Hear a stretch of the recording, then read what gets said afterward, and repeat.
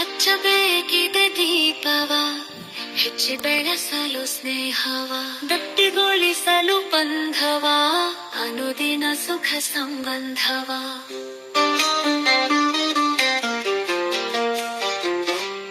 ಅಂಧಕಾರದ ಮತಿಗೆ ಬೆಳಗಿ ಜ್ಞಾನದ ದೀಪವ, ಜ್ಞಾನ ದೀವಿಗೆ ಬೆಳಗಲು ಹಚ್ಚಬೇಕಿದೆ ದೀಪವ.